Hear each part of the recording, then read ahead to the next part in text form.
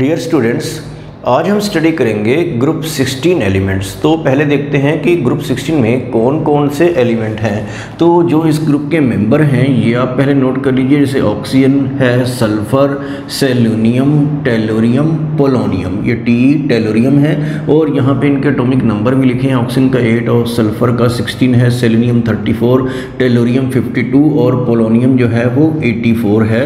तो ये ग्रुप 16 के मेंबर्स हैं और इसमें से आपको याद रखना है कि जो फर्स्ट 4 मेंबर्स हैं ये ऑक्सीजन से लेकर टेलोरियम तक, दे आर कॉल्ड एज चेल्कोजेंस। तो ये मल्टीपल चॉइस में भी क्वेश्चन आता है कि किस ग्रुप के मेंबर्स को चेल्कोजेन कहा जाता है, तो आंसर है ग्रुप 16। तो इसका मतलब क्या होता है? इसका मतलब है means they are ore forming element. Ore forming का मतलब है कि जितने मिनरल्स और वगैरह होते हैं वो ऑक्सीजन या सल्फर के साथ कंबाइन होते हैं, जैसे ऑक्साइड की फॉर्म में, सल्फाइड की फॉर्म में। इनकी फॉर्म में तो खैर काफ़ी कम होते हैं। तो आप जितने भी मिनरल्स देखते हैं जैसे कि कॉपर पायरेट हो गया या हेमेटाइट, मैग्नेटाइट वगैरह, तो वो सब ऑक्साइड्स की फॉर्म में होते हैं, कुछ सल्फाइड्स की फॉर्म में भी होते हैं। तो चेल्कोजेंस का मतलब होता है ओर फॉर्मिंग।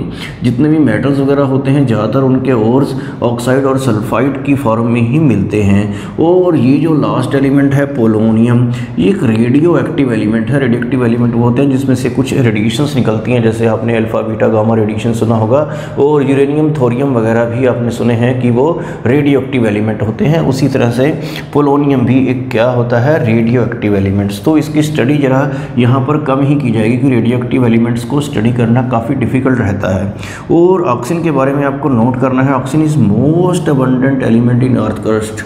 तो अर्थ के सरफेस पे सबसे ज़्यादा पाया जाने वाला एलिमेंट कौन सा होता है? ऑक्सीजन।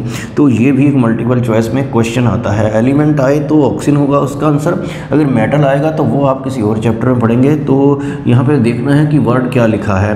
तो जो अर्थ क्रस्ट पे जो ऑक्सीजन की अवेलेबिलिटी है वो 46.6% बाई मास है एटमॉस्फेयर में, और बाई वॉल्यूम देखा जाए तो वो 20.46 अवेलेबिलिटी होती है ऑक्सीजन की। और ऑक्सीजन में एटमॉस्फेयर में जो ऑक्सीजन है वो बाई मास कितनी है? 23% है। बाई वॉल्यूम जो है वो 20.46 है। उसको अप्रोक्सीमेटली 21% भी कई बुक्स में लिखा होता है।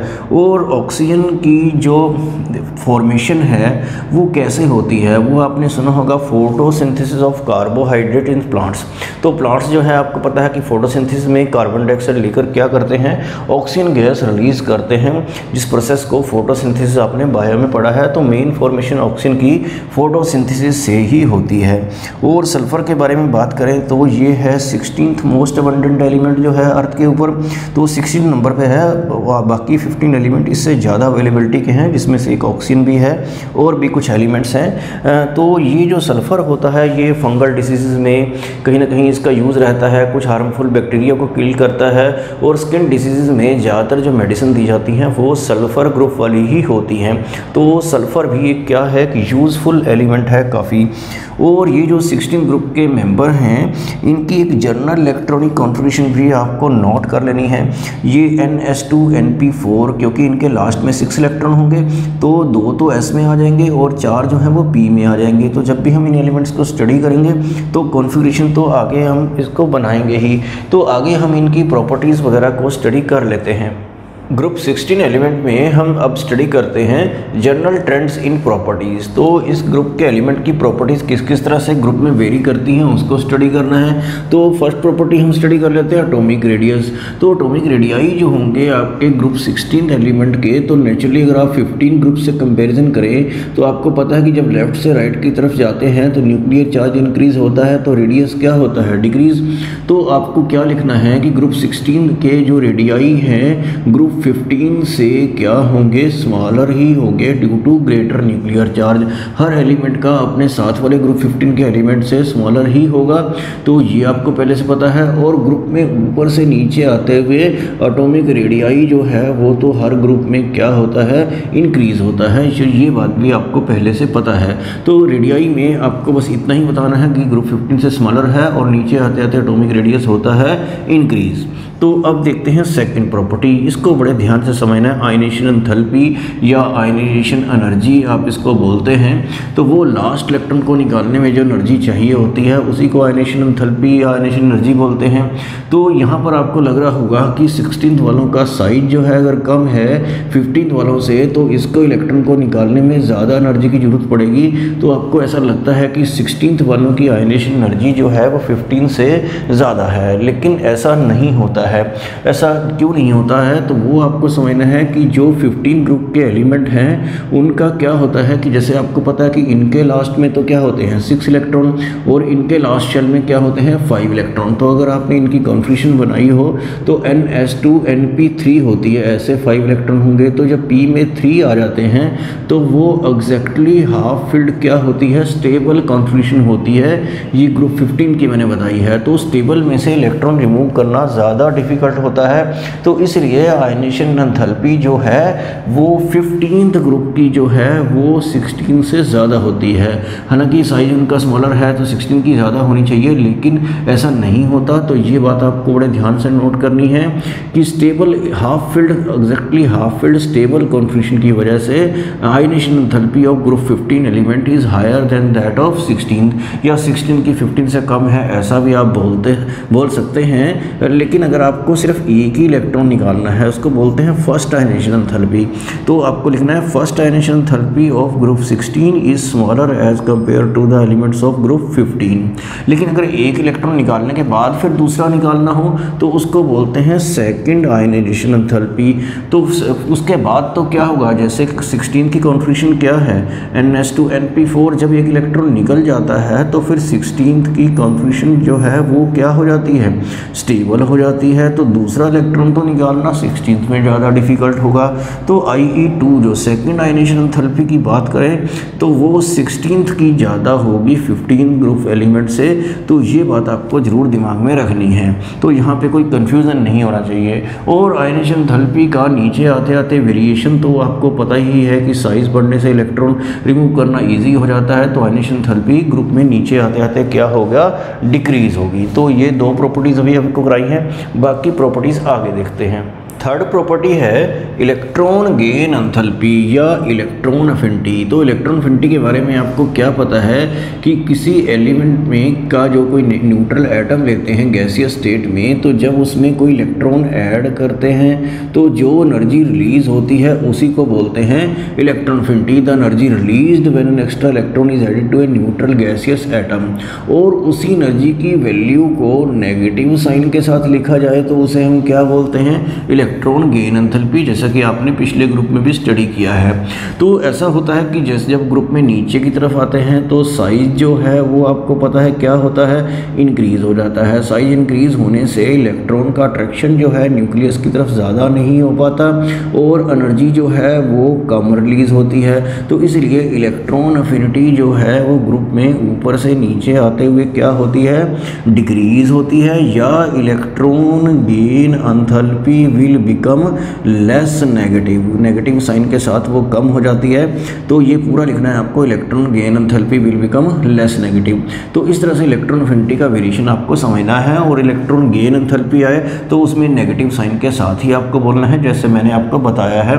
और यहाँ पर एक कन्फ्यूज़न है कि जब इलेक्ट्रॉन अफिनिटी मैंने बताया कि ऊपर से नीचे आते हुए क्या होगी, डिक्रीज़ होगी, तो इससे ऐसा लगता है कि ऑक्सीजन की इलेक्ट्रॉन अफिनिटी इस ग्रुप में हाईएस्ट है, जबकि ऐसा नहीं है। क्योंकि ऑक्सीजन के लास्ट में जो 6 इलेक्ट्रॉन होते हैं और इसका साइज बहुत स्मॉल है, तो बहुत छोटे साइज़ में इतनी ज़्यादा इलेक्ट्रॉन क्लाउड आने से आने वाला इलेक्ट्रॉन जो है उसमें क्या हो जाता है, इंटर इलेक्ट्रॉनिक रिपल्शन हो जाती है और वो इसमें ईजिली ऐड नहीं हो पाता। तो लेस एनर्जी रिलीज़ होती है कंपैरेटिवली। हालांकि वो सल्फर में ईजिली ऐड हो जाता है क्योंकि साइज़ बड़ा है और इलेक्ट्रॉन को ऐड करने की जगह मिल जाती है। तो इलेक्ट्रॉन अफिनिटी जो ऑक्सीजन की हाईएस्ट होनी चाहिए थी इस ग्रुप में, वो नहीं होती है, सल्फर से वो थोड़ी कम होती है। तो यहाँ पर आपको नोट करना है कि ऑक्सीजन हैज़, तो ये आप नोट कर लीजिए, oxygen has less electron affinity than sulphur. Oxygen has less electron affinity than sulphur. इस ग्रुप में ये एक्सेप्शनल केस है। और इलेक्ट्रॉन गेन एंथैल्पी की टर्म में अगर बोले तो आप क्या बोलेंगे, oxygen the electron gain enthalpy of oxygen is less negative as compare to the electron gain enthalpy of sulphur. तो इलेक्ट्रॉन गेन एंथैल्पी या इलेक्ट्रॉन एफिनिटी जिस हिसाब से भी एग्जाम में आता है उसी तरह से आपको लिखना है जैसा मैंने अभी आपको बताया है। नेक्स्ट प्रॉपर्टी है इलेक्ट्रोनेगेटिविटी। तो इलेक्ट्रोनेगेटिविटी क्या होती है, आपको पता है कि इलेक्ट्रॉन अट्रैक्ट करने की जो टेंडेंसी होती है, जो पावर होती है किसी एटम की, उसी को इलेक्ट्रोनेगेटिविटी बोलते हैं। तो आपको पता है कि इनके साइज जो है बहुत कम है, छोटे हैं और न्यूक्लियर चार्ज ज़्यादा है, तो इनका इलेक्ट्रॉन को अट्रैक्ट करने की टेंडेंसी काफ़ी ज़्यादा रहती है। तो ऑक्सीजन का तो साइज सबसे छोटा है ही है, तो इसकी हाई इलेक्ट्रोनेगेटिविटी होती है और आगे चलकर ग्रुप में जो है वो साइज इंक्रीज हो जाता है, तो उससे इलेक्ट्रॉन को ट्रैक करना डिफिकल्ट हो जाता है। तो यहाँ पे आप कहेंगे कि electronegativity goes on decreasing as we move down the group. तो इस ग्रुप में ऑक्सीजन की ही इलेक्ट्रोनेगेटिविटी बहुत ज़्यादा है, सल्फर कोई खास इलेक्ट्रोनेगेटिव नहीं है और आगे वाले तो बिल्कुल ही नहीं है। तो इलेक्ट्रोनेगेटिविटी नीचे आते आते हर ग्रुप में डिक्रीज ही होती है। ऑक्सीजन की वेरी हाई इलेक्ट्रोनेगेटिविटी आप बोल सकते हैं और पूरे पीरियोडिक टेबल में अगर देखा जाए तो ये सेकंड मोस्ट इलेक्ट्रोनेगेटिव एलिमेंट है। इससे ज़्यादा इलेक्ट्रोनेगेटिविटी वाला तो एलिमेंट आपको अगले ग्रुप में मिलेगा, जो कौन सा है, फ्लोरीन है। तो फ्लोरीन पूरे पीरियोडिक टेबल में आपको बता देगा कि मोस्ट इलेक्ट्रोनेगेटिव एलिमेंट है और सेकंड है ऑक्सीजन। तो इस ग्रुप में नीचे आते आते इलेक्ट्रोनेगेटिविटी होती है डिक्रीज, जो कि सभी ग्रुप में होती है। तो इलेक्ट्रोनेगेटिविटी के बारे में इतना ही है। और नेक्स्ट प्रॉपर्टी हम देखते हैं metallic and non metallic character. तो मेटालिक करैक्टर जो है वो इलेक्ट्रोनेगेटिविटी का उल्टा ही होता है, क्योंकि उसमें जैसे आपने फर्स्ट ग्रुप में कभी पढ़ा होगा जिनकी क्या होती है, इलेक्ट्रॉन लूज करने की टेंडेंसी होती है। तो जो एटम जल्दी इलेक्ट्रॉन लूज करते हैं वो ज़्यादा मेटालिक होते हैं। तो ये आपको पता है कि इलेक्ट्रोपॉजिटिव नहीं है ये एलिमेंट, तो क्या है, इलेक्ट्रोनेगेटिव है। तो इसलिए ये मेटालिक नहीं है बल्कि क्या है, नॉन मेटालिक हैं। तो जैसे सभी ग्रुप्स में क्या होता है, साइज बढ़ने से मेटालिक करैक्टर नीचे आते आते इंक्रीज होता है, तो यहाँ पे हम कह सकते हैं कि नॉन मेटालिक करैक्टर नीचे आते आते डिक्रीज होता है। तो उसका उल्टा आपको बोल देना है। तो ये सभी नॉन मेटालिक हैं और पोलोनियम जो है लास्ट वाला एलिमेंट ही क्या है, मेटालिक है, लेकिन ये एक रेडियो एक्टिव एलिमेंट है, तो इसका हाफ लाइफ पीरियड काफ़ी कम होता है। तो ये ही मेटालिक आप कह सकते हैं और बाकी सारे क्या हैं, नॉन मेटालिक। तो नॉन मेटालिक करैक्टर मैंने आपको बताया कि नीचे आते आते डिक्रीज होता है। तो ये दो प्रॉपर्टीज़ भी आपको कर लेनी है। नेक्स्ट प्रॉपर्टी है एलिमेंटल स्टेट। तो इसको भी आपको ध्यान से समझना है। तो ऑक्सीजन आपको पता है कि डायटोमिक होती है और इस तरह से वो किस में होती है, गैसियस स्टेट में एग्जिस्ट करती है। तो ऑक्सीजन डायटोमिक क्यों है, इसके लिए आपको इसका कॉन्फ़िगरेशन देखना पड़ेगा। तो इसकी कॉन्फ़िगरेशन कैसे बनाते हैं, 1s2 2s2 2px2 2py1 और 2pz1। तो दो ऑक्सीजन है O2 में, तो दूसरे की कॉन्फ़िगरेशन भी ऐसे ही हो जाएगी। तो एक का 2py दूसरे ऑक्सीजन के 2py से और 2pz दूसरे ऑक्सीजन के 2pz से कंबाइन कर जाएगा। तो ये दो हाफ फील्ड होते हैं एक ऑक्सीजन के पास। तो यहाँ पे आप समझ लीजिए ये p ऑर्बिटल है, सपोज ये 2py है और ये 2pz है। तो दूसरी ऑक्सीजन का भी ऐसे 2py होगा और 2pz ऐसे होगा, या इसको 2pz मान लीजिए, इसको 2py मान लीजिए। ये तो आपको पता ही है कि ये 90 डिग्री पर होते हैं। तो ये तो बना सिग्मा बॉन्ड जो सीधी ओवरलैपिंग से बना, और जो साइडवेज ओवरलैपिंग से बना है ये दो ऊपर नीचे से एक ही बॉन्ड है, दो नहीं है। ये क्या है, पाई बॉन्ड है। तो ऑक्सीजन में ऐसे क्या होता है, डबल बॉन्ड होता है, एक सिग्मा होता है और दूसरा क्या होता है, पाई। तो ये जो पाई बॉन्ड होता है ये हमेशा p ऑर्बिटल्स के बीच में बनता है। तो इसे हम यहाँ बोलते हैं p पाई बॉन्ड। तो जो मल्टीपल बॉन्ड है सिंगल के अलावा जो दूसरा है वो ऑक्सीजन में क्या है, p पाई बॉन्ड है। और आपको ये याद रखना है कि जो स्मॉलर साइज के एलिमेंट होते हैं, जैसे ऑक्सीजन स्मॉल एटम है, तो वही p पाई मल्टीपल बॉन्ड बना सकते हैं, क्योंकि p ऑर्बिटल जो है एटम छोटा होगा तो p ऑर्बिटल क्लोज होंगे, तो ये साइडवेज ओवरलैपिंग जो है इसमें पॉसिबल हो पाएगी। जो इस ग्रुप के बाकी एलिमेंट हैं जैसे सल्फर है, सेलेनियम, टेलरियम वगैरह, उनका साइज बहुत बड़ा है, तो साइडवेज ओवरलैपिंग उनमें नहीं हो पाती है, तो वो इस तरह से मल्टीपल बॉन्ड फॉर्मेशन में टेंडेंसी नहीं रखते हैं। तो ये क्वेश्चन आता है कि सल्फर सेलेनियम जो है वो डायटोमिक क्यों नहीं है, तो आप कहेंगे due to their large size they don't have tendency to form p pi multiple bond. तो वो मल्टीपल बॉन्ड नहीं बनाते हैं। तो फिर उनका स्ट्रक्चर कैसा होता है वो आपको बता देता हूँ। सल्फर या बाकी एलिमेंट जो होते हैं वो इस तरह से ओक्टा एटॉमिक होते हैं। ओक्टा एटॉमिक का मतलब होता है कि वो 8 एलिमेंट जो हैं वो जुड़ते हैं, एक मॉलिक्यूल के अंदर 8 एटम जुड़ते हैं और उनका स्ट्रक्चर रिंग टाइप का स्ट्रक्चर होता है। जैसे ये सल्फर का मैंने बनाया है, इस टाइप से इसको बोलते हैं रिंग टाइप या क्राउन स्ट्रक्चर। तो ये क्राउन जैसा आपको लग रहा होगा, जो सिर पे ताज रखते हैं कुछ उस टाइप से। तो इस टाइप का सल्फ़र जो है यहाँ पर 8 लगे हुए हैं, ये आप काउंट करके देख सकते हैं। तो इस टाइप का स्ट्रक्चर रहता है सल्फ़र का और बाकियों का भी इसी टाइप से होता है। तो ये इस तरह से सारे S8 मॉलिक्यूल क्लोज होते हैं, तो इसलिए सल्फ़र जो है वो सॉलिड स्टेट में एग्जिस्ट करता है और ऑक्सीजन जो है वो गैसियस स्टेट में। तो इस तरह से आपने एलिमेंटल स्टेट वाली प्रॉपर्टी को स्टडी करना है। नेक्स्ट प्रॉपर्टी है ऑक्सीडेशन स्टेट। इसको आपको बहुत ध्यान से समझना है। तो जो ऑक्सीजन है आपको पता है कि उसके लास्ट शेल में 6 इलेक्ट्रॉन होते हैं। इस टाइप से जो इलेक्ट्रॉन क्लाउड रहती है उसकी, तो वो क्या कर सकता है, 2 इलेक्ट्रॉन गेन कर सकता है। तो इसलिए उसकी ऑक्सीडेशन स्टेट जो है, मोस्ट कॉमन ऑक्सीडेशन स्टेट जो ऑक्सीजन की होती है वो क्या होती है, -2। तो वो क्योंकि उसके लास्ट शेल में 6 इलेक्ट्रॉन है, तो इसका मतलब ये नहीं है कि वो 6 इलेक्ट्रॉन किसी से ये लूज़ करेगा या शेयर करेगा, क्योंकि साइज बहुत छोटा है ऑक्सीजन का। तो इसलिए वो ऑक्सीडेशन स्टेट जो है मेनली क्या शो करेगा, -2। हालांकि इसमें एक्सेप्शनल केसेस भी होते हैं, जैसे O2 में ऑक्सीडेशन स्टेट आपको पता है कि ये प्योर एलिमेंट है, इसमें स्टेट जो है वो 0 रहेगी। और आपको यहाँ देखना है H2O2, ये क्या होता है, हाइड्रोजन परऑक्साइड। हाइड्रोजन परऑक्साइड में अगर आप ऑक्सीजन की ऑक्सीडेशन स्टेट निकालें तो वो -1 रहती है। यहाँ से आप कैलकुलेट करके देख सकते हैं। और यहाँ पे मैं एक और बताता हूँ, OF2। तो OF2 जो है ये ऑक्सीजन का फ्लोरीन के साथ कंपाउंड है। Fluorine is more electronegative as compare to oxygen. तो यहाँ पर ऑक्सीजन की ऑक्सीडेशन स्टेट रहती है +2। तो ऑक्सीजन के बारे में आप क्या बताएंगे कि मोस्ट कॉमन ऑक्सीडेशन स्टेट जो है इसकी क्या रहेगी, -2। और ऑक्सीजन में 0, H2O2 में -1, OF2 में +2। तो जो बाकी एलिमेंट्स हैं वो -2 के साथ साथ +2, +4, +6 भी ऑक्सीडेशन स्टेट शो कर सकते हैं। तो वो ये सारी ऑक्सीडेशन स्टेट, इतनी बड़ी बड़ी ऑक्सीडेशन स्टेट कैसे शो करते हैं बाकी एलिमेंट, तो वो करते हैं due to the presence of d orbitals in their valence shell, क्योंकि उनके पास d ऑर्बिटल होते हैं और ऑक्सीजन के पास d ऑर्बिटल नहीं होते हैं। तो उसकी वजह से 6 ऑक्सीडेशन स्टेट या 4 ऑक्सीडेशन स्टेट ऑक्सीजन में पॉसिबल नहीं होगी। +2 भी बस एक जगह यहाँ पे पॉसिबल होती है और उसमें d ऑर्बिटल की ज़रूरत नहीं पड़ती है। तो ये इतनी सारी ऑक्सीडेशन स्टेट जो हैं ये जो हैं कैसे पॉसिबल होती हैं, तो मैं आपको सल्फ़र का एग्जांपल लेके बता देता हूँ। सल्फ़र का इलेक्ट्रॉनिक कंपोजिशन क्या है, 1s2 2s2 2p6 3s2 3p4 और इसमें 3d ऑर्बिटल्स भी हैं। तो इलेक्ट्रॉन जो हैं s या p के वो d वाले ऑर्बिटल में भी जा सकते हैं एक्साइटेड स्टेट में।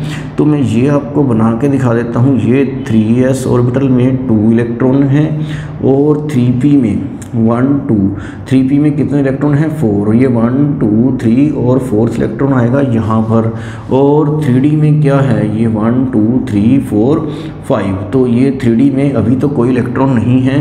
तो जब ये वाली सिचुएशन होती है, 2 हाफ फिल्ड यहाँ पर हैं, तो ये लूज़ करें या 2 इलेक्ट्रॉन गेन करें, तो इस तरह से -2 या +2 ऑक्सीडेशन स्टेट पॉसिबल हो पाती है अगर ये वाली कॉन्फ़िगरेशन है। अगर मैं दूसरी कॉन्फ़िगरेशन बनाऊँ तो इसको मुझे 3 बार बनाना पड़ेगा। यहाँ पर इस टाइप से ये d में 5 ऑर्बिटल बनाने हैं, तो यहाँ पे ये 2 इलेक्ट्रॉन हैं। तो ये इलेक्ट्रॉन जो है हम भेज देते हैं आगे एक्साइटेड स्टेट में d ऑर्बिटल में। तो यहाँ पर आपको कितने हाफ फील्ड दिखाई दे रहे हैं, 4 दिखाई दे रहे हैं। तो इस तरह से ऑक्सीडेशन स्टेट हो जाएगी +4। अब ये एक कॉन्फ़िगरेशन और बनाते हैं तो आपको समझ में आ गया होगा कि हम आगे क्या बनाएंगे। तो इस तरह से d के 1 2 3 4 5 ऑर्बिटल हो गए। ये वाला इलेक्ट्रॉन भी हम आगे भेज देंगे इस तरह से एक्साइटेड स्टेट में। और यहाँ पर आप देख रहे हैं कि क्या कितने हाफ फील्ड हैं, तो आपको अब दिखाई दे रहे हैं 6। तो ये +6 ऑक्सीडेशन स्टेट ऐसे पॉसिबल होती है। आपने देखा होगा कि सल्फ़र जो है SF6 भी बनाता है, SF4 भी बनाता है। तो ये हम इनकी शेप आगे स्टडी करेंगे। SF4 में आपको यहाँ पर ये 2 इलेक्ट्रॉन की वजह से एक लोन पेयर भी आपको दिखाई देगा, और जब आप SF6 करेंगे 2 d ऑर्बिटल का यूज़ करके तो sp3d2 हाइब्रिडेशन इस केस में आपको दिखाई देगी, जो आगे आप स्टडी करेंगे। तो इस तरह से ये 2, 4, 6 ऑक्सीडेशन स्टेट कैसे पॉसिबल हुई, due to the availability of d orbital, जो कि ऑक्सीजन में नहीं हो सकती है। और आपको ये भी ध्यान रखना है कि जो लास्ट एलिमेंट है पोलोनियम, वो मोस्टली +4 ऑक्सीडेशन स्टेट ही शो कर पाएगा, क्योंकि उसमें क्या आ जाता है लास्ट में, आपने सुना होगा पिछले ग्रुप में पढ़ा था, इनर्ट पेयर इफेक्ट भी होता है, जिसमें s के दोनों इलेक्ट्रॉन जो हैं वो पार्टिसिपेट नहीं करते हैं साइज बड़ा होने से। तो इस तरह से ऑक्सीडेशन स्टेट के बारे में इतना सब कुछ आपको स्टडी करना है। नेक्स्ट प्रॉपर्टी है एलोट्रोपी। तो एलोट्रोपिक फॉर्म्स होती हैं जिनके बारे में आपको पता है, जैसे कि यहाँ पर ऑक्सीजन जो है वो उसकी 2 एलोट्रोपिक फॉर्म्स होती हैं, 2 डिफरेंट फॉर्म। एक तो O2 होता है जिसको डाइऑक्सिन बोलते हैं, और O3 को क्या बोलते हैं, ओजोन। तो एलोट्रोपी फॉर्म्स जो हैं उनको बारे में ज़्यादा डिटेल में स्टडी नहीं करना है, लेकिन फिर भी आपको नोट कर लेना है कि सल्फ़र की ये मोस्ट कॉमन एलोट्रोपिक फॉर्म्स होती हैं, जैसे rhombic sulphur, monoclinic sulphur, plastic sulphur. इनका केमिकल प्रॉपर्टी सेम होती हैं, फिजिकल प्रॉपर्टीज़ डिफरेंट होती है। फिजिकल प्रॉपर्टी में मेल्टिंग पॉइंट वगैरह आता है। इस तरह से सेलेनियम की 2 मेन फॉर्म होती हैं, रेड और ग्रे। तो ये एलोट्रोपिक फॉर्म्स के बारे में था। आगे आप स्टडी कर लीजिए मेल्टिंग पॉइंट के बारे में। तो मेल्टिंग पॉइंट ऊपर से नीचे आते हुए जैसे जैसे साइज़ बढ़ता है तो क्या होता है, वंडर वाल फोर्स ऑफ अट्रैक्शन जो है वो इंक्रीज़ होते हैं, तो मेल्टिंग पॉइंट भी इंक्रीज़ ही होता है। ये टेलोरियम तक इंक्रीज़ होता है, ऑक्सीजन, सल्फ़र, सेलोनियम, टेलोरियम, तो इंक्रीज़ होते होते यहाँ तक होता है। फिर पोलोनियम के केस में फर्दर क्या हो जाता है, डिक्रीज़ हो जाता है, क्योंकि लास्ट एलिमेंट में क्या होता है, इनर्ट पेयर इफेक्ट आ जाता है। इनर्ट पेयर इफेक्ट की वजह से बॉन्ड फॉर्मेशन में टेंडेंसी कम हो जाती है, तो वो उतने एटम से जुड़ नहीं पाता, तो मेल्टिंग पॉइंट इसका तो कम होता है। अदरवाइज जो है मेल्टिंग पॉइंट ऊपर से नीचे आते हुए होता है इंक्रीज़। नेक्स्ट प्रॉपर्टी है कैटिनेशन। तो ये प्रॉपर्टी काफ़ी इंपॉर्टेंट है। इसके बारे में आपने लास्ट ईयर पढ़ा होगा कि कार्बन में कैटिनेशन की प्रॉपर्टी होती थी, जो आपने +1 में पढ़ा था। कैटिनेशन का मतलब होता है सेल्फ लिंकेज। सेल्फ लिंकेज का मतलब है कि खुद से जुड़ना। तो जैसे कार्बन में आपने स्टडी किया था कि कार्बन की ऐसे लंबी लंबी चेन्स बनती रहती है और उसमें मैक्सिमम कैटिनेशन की प्रॉपर्टी होती थी, तो ये प्रॉपर्टी स्मॉलर साइज के एटम में ही होती है। तो ऐसी प्रॉपर्टी यहाँ ग्रुप 16 में है कि नहीं है। ऑक्सीजन में थोड़ी बहुत कैटिनेशन होती है, और इस तरह से कुछ एटम 2 ये है ये जुड़ सकते हैं आपस में एक सिंगल बॉन्ड से, तो ये है कैटिनेशन। लेकिन जो है सल्फ़र, हालांकि सल्फ़र का साइज़ बड़ा है, तो सल्फ़र में अगर आप कैटिनेशन देखें तो ज़्यादा हद तक हो रही है, 3-4 एटम भी उसमें जुड़ जाते हैं, हालांकि उसका साइज़ बड़ा है। तो यहाँ पे आपको समझना है कि ऑक्सीजन में एटम ज़्यादा क्लोज आ सकते थे, बॉन्ड स्ट्रेंथ ज़्यादा हो सकती थी, तो ऑक्सीजन की टेंडेंसी जो है सल्फ़र से ज़्यादा क्यों नहीं है कैटिनेशन की, जबकि ग्रुप 14 में तो सबसे ज़्यादा टेंडेंसी जो फर्स्ट एलिमेंट की ही होती थी, कार्बन की, और नीचे वाले एलिमेंट की कोई खास टेंडेंसी नहीं थी। ऐसा ग्रुप 14 में पढ़ा था।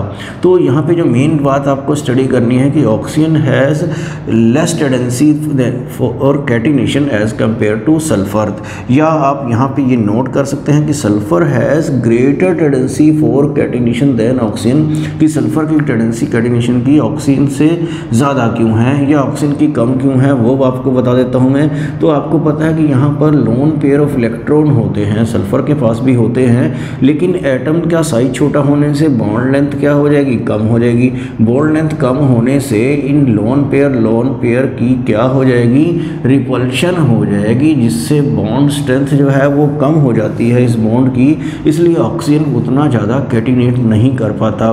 सल्फ़र में बॉन्ड लेंथ ज़्यादा है और लोन पेयर में रिपल्शन कम है, इसलिए सल्फ़र की टेंडेंसी कैटिनेशन की ऑक्सीजन से ज़्यादा होती है। तो जब ये क्वेश्चन भी आता है बोर्ड में, why sulphur has greater tendency for catenation than oxygen, तो आप इसमें क्या लिखेंगे, in case of oxygen the repulsion due to the repulsion caused by lone pair the strength of O bond decreases. तो रिपल्शन की वजह से बॉन्ड स्ट्रेंथ O बॉन्ड की कम हो जाती है, इसलिए ऑक्सीजन की टेंडेंसी कैटिनेशन की सल्फ़र से कम होती है। आगे हम स्टडी करते हैं chemical properties of oxygen family. Group 16 को बोलते हैं ऑक्सीजन फैमिली। तो इसमें सबसे पहले जो है केमिकल रिएक्टिविटी देखते हैं। तो जो सबसे स्मॉलर एटम है ऑक्सीजन, वही सबसे ज़्यादा रिएक्टिव होता है। आपको पता है कि इसकी इलेक्ट्रोनेगेटिविटी बहुत ज़्यादा है, तो जो एटम बहुत जल्दी इलेक्ट्रॉन लूज़ या गेन करते हों वही ज़्यादा रिएक्टिव होते हैं। तो रिएक्टिविटी का ऑर्डर जो है इस ग्रुप में क्या रहेगा, ऑक्सीजन, सल्फर, सेलोनियम, टेलोरियम। तो जब हम इनकी प्रॉपर्टीज़ को स्टडी करते हैं तो यहाँ तक ही करते हैं। लास्ट एलिमेंट क्योंकि रेडियोएक्टिव है तो उसको यहाँ पर स्टडी नहीं किया जाता। तो केमिकल रिएक्टिविटी में आपको नोट करना है ऑक्सीजन जो है वो मोस्ट रिएक्टिव एलिमेंट है ग्रुप 16 एलिमेंट में। तो सेकंड पॉइंट जो सबसे ज़्यादा इंपॉर्टेंट है वो क्या है, फॉर्मेशन ऑफ हाइड्राइड। हाइड्राइड का मतलब होता है हाइड्रोजन के साथ कंपाउंड। तो ऑक्सीजन, सल्फर, सेलोनियम, टेलोरियम ये सभी हाइड्रोजन के साथ कंपाउंड बनाते हैं। जैसे वाटर है, सल्फर क्या बनाएगा, H2S, अगला एलिमेंट फिर H2SC, फिर आगे क्या रहेगा H2TE। ये यहाँ पर बॉन्ड अगर लिखे हैं तो इसके लिए हमें पहले स्ट्रक्चर जो है वो स्टडी करना पड़ेगा हाइड्राइड का। तो अगर हम ऑक्सीजन की बात करते हैं तो उसकी कॉन्फ़िगरेशन आपने देख ही रखी है, 1s2 2s2 2p x2 2p y1 और 2p z1। तो दो हाफ फील्ड होते हैं। वैसे लार्ज शेल में ये 4 ऑर्बिटल है, ये 2s 2px 2py 2pz। तो इनकी हाइब्रिडेशन हो जाती है तो कौन सी होती है, sp3। एक s है और 3 p हैं।